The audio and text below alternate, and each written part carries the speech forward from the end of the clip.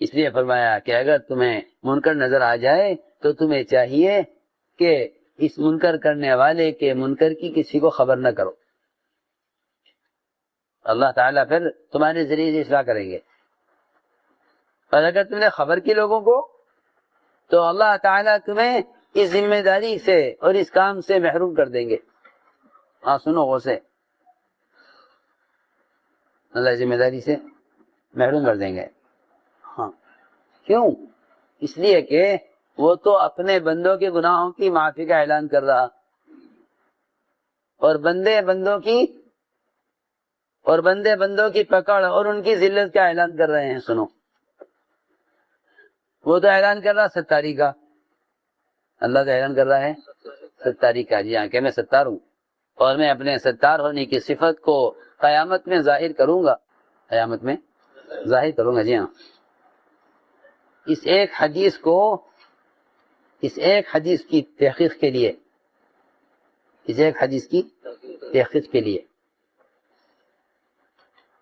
کہ جو آدمی مسلمان کے عیب کو چھپاتا ہے، اللہ تعالیٰ قیامت میں اس کے تمام عیوب کو چھپائیں گے۔ یہ تو ایک آدمی سے چھپا رہا ہے، ایک آدمی کا عیب، اللہ اس کے بدلے میں قیامت میں اس کے عیوب کو ساری مخلوق کے درمیان چھپائیں گے۔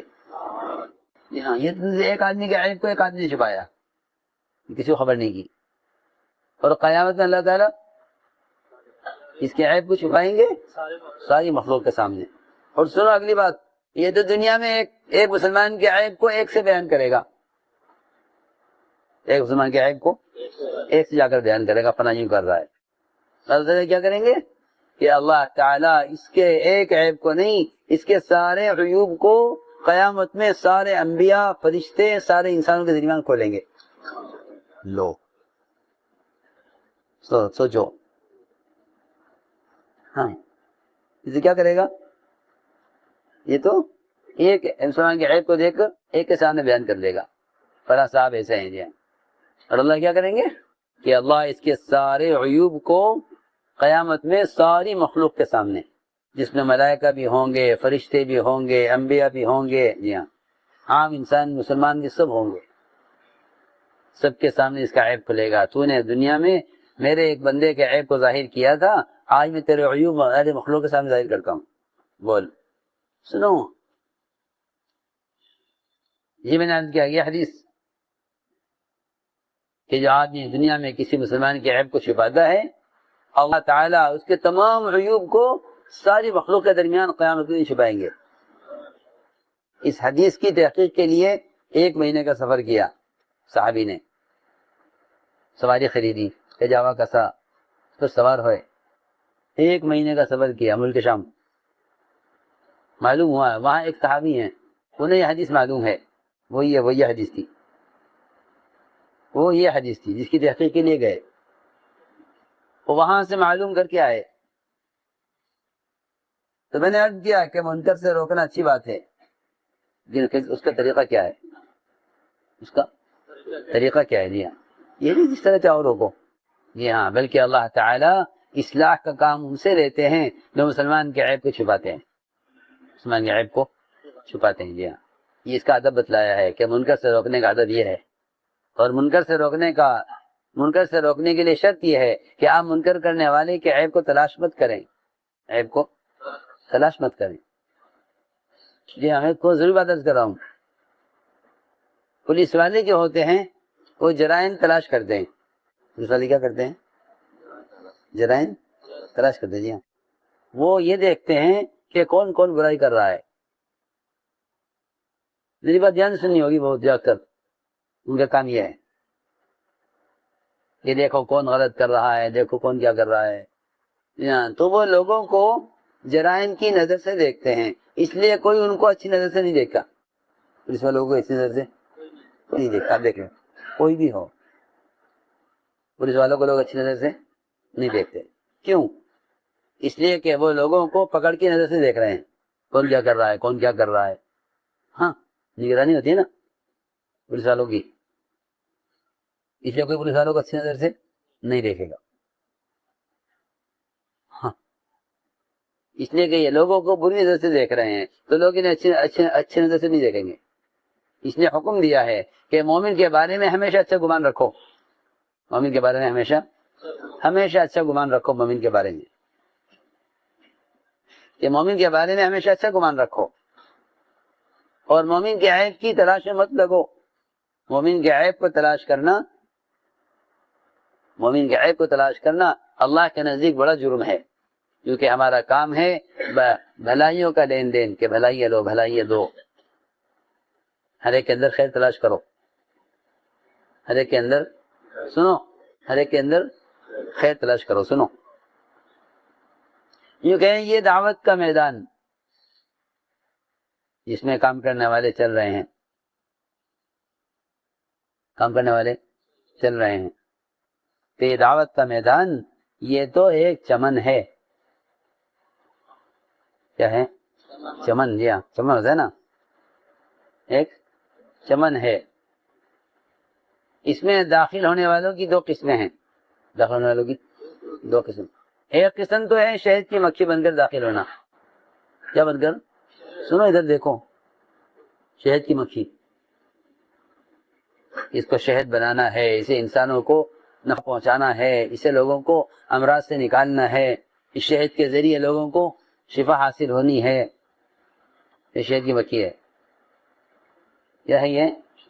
جی ہاں، اس شہد کی مکھی کا پورے چمن میں صرف کام یہ ہے کہ یہ پھول اور پھل تلاش کرے، مجھے کہاں سے رس چوسنا ہے، کہاں سے رس لینا ہے۔ ایک قسم تو یہ ہے جو داخل ہوئی چمن میں، کہیں کے لیے؟ پھولوں سے پھلوں سے رس لینے کے لیے، کیونکہ انسانوں کے لیے شفا کا سامان تیار کرنا ہے، شہد فی شفاء للناس۔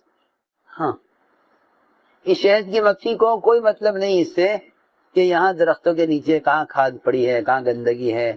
اس سے پوچھو کہ تمہیں گندگی نظر آئی کہیں؟ کہ گندگی کوئی نہیں، صاف ستھرا چمن ہے، کیونکہ یہ مکھی پھولوں کی تلاش میں ہے، پھولوں کی تلاش میں ہے۔ ہاں، اور آپ جانتے ہیں کہ درختوں کے جڑوں میں اور درختوں کے اندر کھاد ڈالی جاتی ہے، ڈال دیتی ہے کھاد، جی ہاں لازم ہے کھاد، ایسا ہی ہے نا کہ بھائی، جی ہاں دیسی کھاد اور بھی گندی ہوتی ہے اور بدبو ہوتی ہے، جی ہاں سڑایا جاتا ہے چیز کو اور پھر وہ ڈالی جاتی ہے کہاں؟ درختوں کے نیچے۔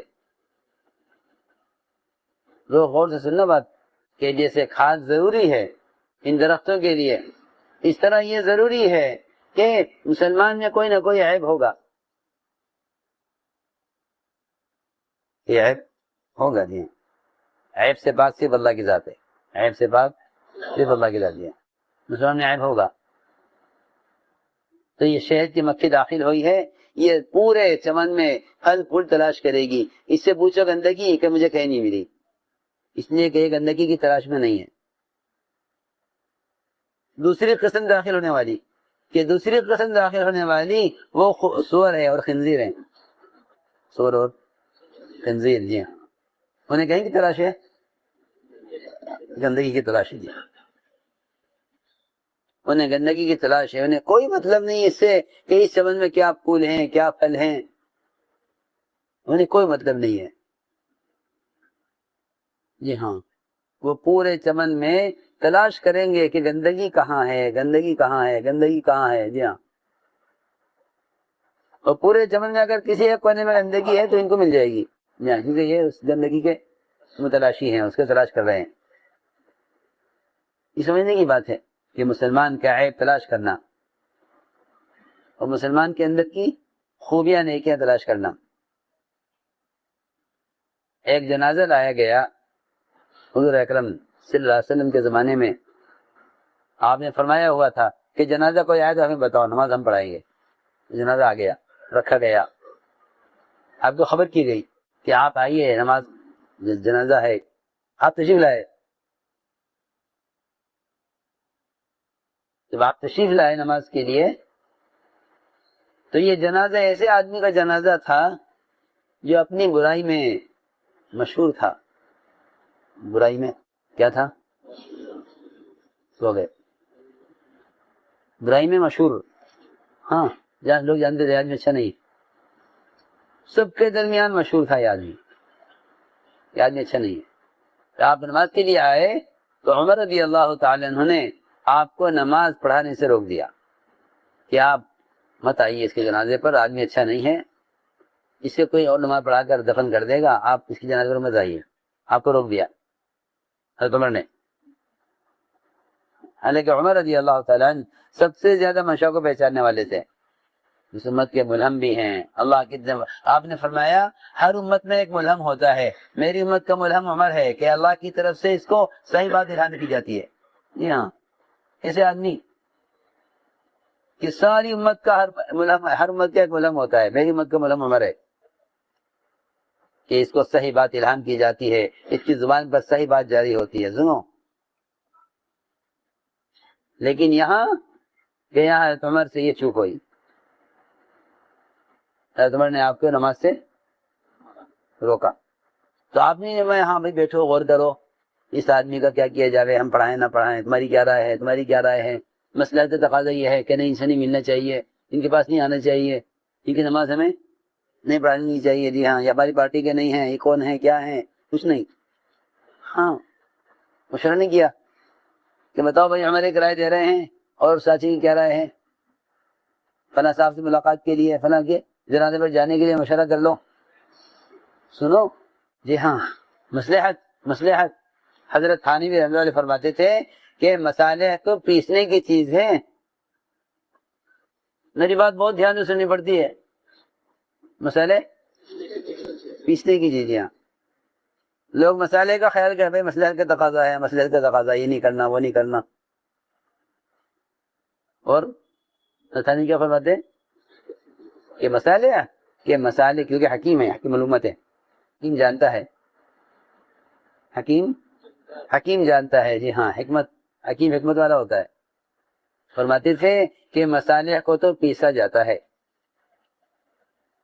مصالح کو پیسا جاتا ہے. آپ ہے نا کھانے میں مسالے نہیں ہے، وہ تو مصالحہ ہے جس سے کھانا بنتا ہے. جی ہاں، کیا؟ جی ہاں، مصالحہ یعنی وہ چیز جو کھانے میں لذت پیدا کرے، جو کھانے کی اصلاح کرے. تو جتنا مسالہ باریک ہوگا اتنا کھانا لذیذ ہوگا. ماسٹر صاحب ایسا ہی ہے نا. ہاں، ایک پیاز ڈال دو، ایک ادرک ڈال دو، ایک لہسن ڈال دو بغیر پیسے، تو کوئی مزہ آئے گا کھانے میں؟ کوئی نہیں. کہ جس طرح کھانے کی لذت مسالے کو پیسنے میں ہے، اس طرح دین کی لذت مصلحتوں کو پیسنے میں ہے. مصلحت کو پیسو، مصلحت کوئی چیز نہیں ہے. سمجھ میں آئی بات؟ نہیں آئی؟ بہت مشکل ہے سمجھنا، بہت دھیان دینا پڑے گا. تو آپ نے یہ نہیں کہا کہ عمر کی رائے یہ ہے بھائی ہاں مصلحت کے تقاضا ہے، بتاؤ تمہاری کیا رائے ہے، ان کی نماز پڑھائیں نہ پڑھائیں. آپ صلی اللہ علیہ وسلم نے آ کر صحابہ میں اعلان کر دیا کہ اے تمام صحابہ بتلاؤ تم میں سے کسی فرد نے بھی اس مرنے والے کو کوئی ایک عمل کرتے ہوئے دیکھا ہے جس کے بارے میں حضرت عمر یہ کہہ رہے ہیں، اور جس کے بارے میں معلوم ہے کہ آدمی برائی میں مشہور ہے. جی ہاں، سب جانتے ہیں کہ آدمی اچھا نہیں ہے مرنے والا. آپ نے کیا کیا؟ اعلان کیا صحابہ میں، بتاؤ تم میں سے کسی نے اس مرنے والے کو کوئی عمل کرتے دیکھا ہے؟ ایک صاحب کھڑے ہوئے، عرض کیا یا رسول اللہ، اس مرنے والے نے ایک مرتبہ اللہ کے راستے میں ایک رات پہرا دیا ہے. جی ہاں،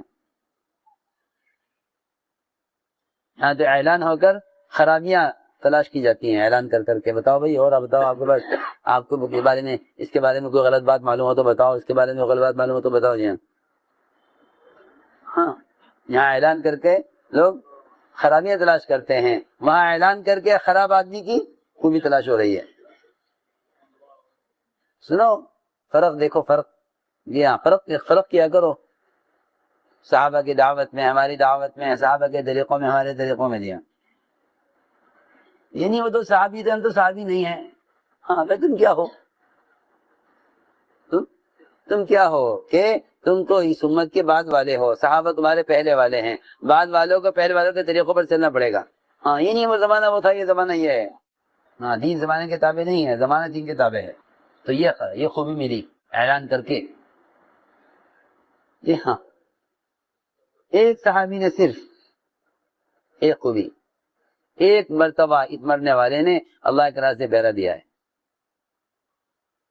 آپ نے فرمایا جو آنکھ اللہ کے راستے میں پہرا دینے میں جاگی ہے وہ آگ جہنم کی آگ نہیں دیکھے گی۔ یہ خوبی ملی، کس کی خوبی ملی ہے؟ جی ہاں، اس آدمی کی خوبی ملی جس کو بارے میں تھا کہ یہ آدمی اچھا آدمی نہیں ہے،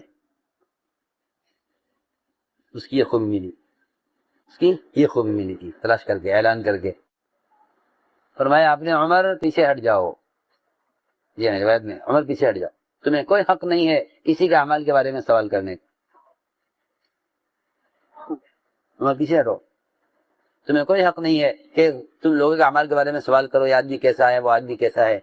جی تو آپ نے عمر کو پیچھے ہٹا دیا، میں ہٹ جاؤ، آپ نے نماز پڑھائی اور نماز پڑھا کر فرمایا عمر لوگوں کے اعمال کے بارے میں کبھی سوال مت کرنا کہ کون کیسا ہے۔ ہاں یہ پوچھ سکتے ہو جنازہ مسلمان کا ہے یا غیر مسلم کا ہے، اگر غیر مسلم کا ہے تو نہیں پڑھانا، مسلمان کا ہے تو پڑھانا ہے۔ نماز پڑھانی ہے، تمہیں مسلمان کے اعمال کے بارے میں سوال کرنے کا کوئی حق نہیں ہے، کسی کے بارے میں سوال کریے آدمی کیسا ہے، آدمی کیسا ہے۔ تو ہم نے عرض کیا کہ اللہ تعالیٰ اصلاح کا کام ان لوگوں سے لیتے ہیں اور منکرات سے روکنے میں خیر اور معروفات کو کرنے میں خیر ان لوگوں کے ذریعے سے آئے گی جو مسلمان کے عیب کو چھپائیں گے، کہ اللہ تعالیٰ ایسے لوگوں کو ان کی اصلاح کا ذریعہ بنائیں گے۔ اس کی مثالیں ہیں، اس کی مثالیں ہیں۔ عمر رضی اللہ تعالیٰ عنہ ایک شراب پینے والے کو شراب سے روکنے کے لیے، صحیح بات ہے حضرت عمر کی دور خلافت میں مدینہ منورہ میں شراب پی جاوے، بڑی بات ہے، کسی کا نقصان ہو اور یہ برداشت کر جائے، یہ نہیں ہو سکتا نا، جن کی رعایت شراب بھی ہے کہ دن کا نقصان ہو اور یہ زندہ رہیں، یہ نہیں ہو سکتا۔ تو عمر رضی اللہ تعالی عنہ رات کو نکلے اندھیرے میں رعایا کی نگرانی کے لیے، رعایا کی نگرانی کے لیے رات کو۔ عبداللہ بن مسعود اب ان کے ساتھ تھے، عبداللہ بن مسعود ساتھ میں کہ چلو مدینے کا چکر لگاتے ہیں رات کو، کیا ہو رہا ہے، یہ کیا کر رہی ہے۔ ذمہ داری ہے امیر کی ذمہ داری ہے ساتھیوں پر نظر رکھے، ہاں نظر رکھے ساتھیوں پر، ذمہ داری ہے۔ تو عمر رضی اللہ تعالیٰ عنہ اس ذمہ داری کو ادا کرنے کے لیے کہ لوگوں کے حال کا تفقد کرتے تھے، لوگوں کے حال کا تفقد کرتے تھے، جی ہاں عمر کہ لوگوں کا کیا حال ہے، اتنا تفقد کرتے تھے کہ کسی گھر سے اچانک کھانا منگوا لیا کرتے تھے، جاؤ پہلا گھر سے کھانا لاؤ، یہ نہیں کہتا ہماری ان کیا دعوت ہے، یہ نہیں، ابھی جو تیاری لے کے آؤ فوراً، تاکہ دیکھیں کہ ان کو تربیت کی ضرورت ہے یا مدد کی ضرورت ہے، ان کا کھانا دیکھنا ہے، ان کے گھر کے اخراجات، ان کے گھر کا کھانا آیا نبی کے کھانے سے بڑھا ہوا ہے یا نبی کے معیار سے گھٹا ہوا ہے تو مدد کی ضرورت ہے، بڑھا ہوا ہے تربیت کی ضرورت ہے۔ ہاں اچانک کھانا منگوا دے کسی گھر سے، تفقد احوال، تو اسی حال کا تفقد کرنے کے لیے عمر رضی اللہ تعالیٰ عنہ رات کو چکر لگا رہے تھے مدینے میں، اور اپنے ساتھ دیا ہوا تھا عبداللہ بن مسعود کو، چلو چکر لگاتے ہیں۔ وہاں ایک گھر نظر آیا، آدھی رات کو گھر میں روشنی کیوں ہے، روشنی تو نہیں ہونی چاہیے رات کو، حدیث میں تو یہ ہے کہ رات کو چراغ کو بجھا دیا کرو، چراغ کیوں جلا ہوا ہے رات میں، کیا بات۔ تو عبداللہ بن مسعود کو تو وہیں چھوڑ دیا، جی ہاں ٹھہرو میں دیکھتا ہوں، دروازہ بند تھا گھر کا، دیواریں چھوٹی ہوتی تھی گھر کی، تو حضرت عمر دیوار پھلان کے اندر گئے، دیوار پھلان کر دیکھا کہ ایک بڑے میاں شراب پی رہے ہیں اور گانے والی ناچنے والی ناچ رہی ہے، بڑے میاں شراب پی رہے ہیں اور بڑے میاں مست ہیں اپنے گناہ میں مشغول، انہیں کچھ پتہ نہیں کہ کیا ہو گیا۔ عمر اندر آ گئے، عمر گھر میں آ گئے اور دیکھ لیا۔ حضرت عمر نے فرمایا میں نے اتنا بڑا منظر نہیں کبھی دیکھا کہ ایک بوڑھا آدمی جو موت کا منتظر ہے وہ یہ گناہ کر رہا ہے. بڑے میاں نے کہا عمر جلدی مت کرو، مجھے سزا دینے میں جلدی مت کرو، اگر میں نے اللہ کا ایک حکم توڑا ہے تو آپ نے 3 حکم توڑے ہیں. آپ نے 3 حکم توڑے. ایک حکم تو یہ توڑ دیا آپ نے کہ آپ دیوار باندھ کر آئے گھر میں، دروازے سے نہیں آئے. قرآن میں ہے کہ دروازے سے آؤ، قرآن میں ہے کہ دروازے سے آؤ. دوسرا حکم آپ نے یہ توڑا ہے کہ آپ بغیر اجازت کے آئے، اجازت لے کر آنے چاہیے. اور تیسرا حکم آپ نے یہ توڑ دیا قرآن کا کہ قرآن میں ہے کہ کسی مسلمان کے گناہ کو تلاش مت کرو، کہ مسلمان کے عیب کو تلاش مت کرو. اور آپ نے گھر میں گھس کر میرا عیب دیکھا ہے کہ میں شراب پی رہا ہوں، تو میں نے ایک گناہ کیا شراب پینے کا، آپ نے 3 گناہ کیے ہیں. جی ہاں، قرآن نے شراب کو حرام کیا ہے، شراب سے بھی روکا ہے قرآن نے، اور قرآن نے عیب تلاش کرنے سے بھی روکا ہے، دیوار سے پھلان کر آنے سے بھی روکا ہے، بغیر اجازت کے آنے سے بھی روکا ہے. آپ نے قرآن کی 3 حکم توڑے، میں نے قرآن کا ایک حکم توڑا ہے. اب بتاؤ، عمر رضی اللہ تعالی عنہ اس کو تو بھول گئے کہ رعایا کیا کر رہی. سنو، اس کو تو بھول گئے کہ رعایا کیا کر رہی، اس کو تو بھول گئے. سنو، یہ تو بھول گئے یہ رعایا کیا کر رہی. جی ہاں، کیونکہ مخلصین وہ ہوتے ہیں کہ جب ان کو ان کی غلطی بتلائی جاتی ہے تو وہ اپنی غلطی کی اصلاح میں اپنے عیب کو فکر میں لگ جاتے ہیں کہ میرے گناہ کا کیا ہوگا. یہ ہوتے ہیں مخلصین. چنانچہ عمر رضی اللہ تعالی عنہ وہاں سے روئے اندر گھر میں، اور آواز سے روئے، ہچکے رکھے عمر کو. اور عمر نے یہ کہا کہ اے اللہ، اگر عمر کے 3 گناہ معاف نہ ہوئے، عمر کے اگر یہ 3 گناہ معاف نہ ہوئے تو اس کی ماں اس کو ضائع کر دے. دعا کی اپنے لیے. اور عمر رضی اللہ تعالی عنہ کیونکہ رو رہے تھے آواز سے، اور دروازے کے باہر کھڑے ہوئے تھے عبداللہ بن مسعود کہ وہ نہ سننے رونے کی آواز، وہ پوچھیں گے کیا ہوا. جی ہاں، تو اپنے دانتوں سے اپنی چادر کو دبا لیا حضرت عمر نے رونے کی آواز کو چھپانے کے لیے، اور خاموشی سے نکلتا آگے باہر. ابن مسعود ساتھ تھے، ان کو نہیں بتلایا میں نے گھر میں کیا دیکھا ہے. اللہ مجھے معاف فرمائے. ہمارا مزاج تو یہ ایک بات نظر آ جائے تو ساتھیوں کو جلدی خبر کرو. دیا ساتھیوں کو خبر کرو، دیکھو کیا ہو رہا ہے، جی یہاں یہ ہو رہا ہے، فلاں یہ کر رہی ہے، فوراً خبر. ہم ساتھیوں کی خیریں اتنی نہیں پھیلاتے جتنی خرابیاں پھیلاتے ہیں. کہ نہیں، پھیلانے کی چیز تو خوبیاں ہیں، خرابیاں نہیں. خرابیاں پھیلانے کی چیز نہیں ہے. اگر آپ کسی کو منکر سے روکنا چاہتے ہیں تو پہلے معاملہ شفقت کا کریں.